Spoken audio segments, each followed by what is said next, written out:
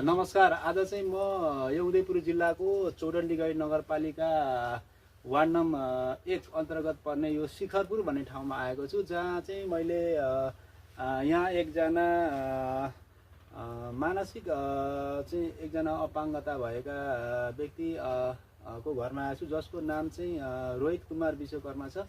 र प्रत्यक्ष रूपमा मैले क्यामेरामा तपाईँहरूलाई देखाइरहेको छु। उहाँ चाहिँ हुनुहुन्छ रोहित कुमार विश्वकर्माको आमा हुनुहुन्छ, र जो चाहिँ मानसिक रूपमा चाहिँ अपाङ्ग हुनुहुन्छ रोहित कुमार विश्वकर्मा चाहिँ, जसलाई मैले तपाईँहरूलाई प्रत्यक्ष रूपमा चाहिँ यहाँ क्यामेरामा चाहिँ देखाइरहेको छु। र यी रोहित चाहिँ आजभन्दा चाहिँ लगभग 12-14 वर्ष अगाडिदेखि चाहिँ यो मानसिक रूपमा चाहिँ अशक्त भएको कारणले गर्दाखेरि त्यही बेलादेखि चाहिँ घरमा चाहिँ औषधि सेवन गरेर चाहिँ अहिलेको अवस्थासम्म चाहिँ हामीले चाहिँ बसिरहेको चाहिँ पाएका छौँ। र आजभन्दा लगभग 10 वर्ष अगाडि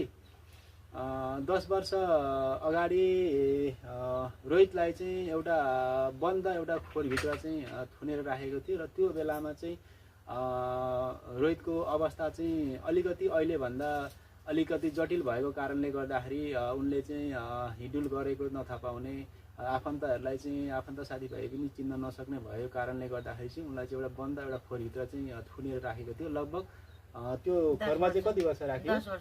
लगभग 10 वर्षसम्म त्यो एउटा बन्द खोरभित्र चाहिँ रोहितलाई चाहिँ राखिएको थियो, बाख्रा पाठा जस्तै चाहिँ एउटा थुनेर चाहिँ। यो तपाईँ हामीले सुन्दाखेरि पनि एउटा मान्छेलाई एउटा खोरभित्र थुनेर राख्दाखेरि त्यो भन्दा चाहिँ पीडा को अवस्था, त्यो भन्दा चाहिँ पीडा अरू चाहिँ हामीले चाहिँ केही पनि चाहिँ देख्न सक्दैनौँ।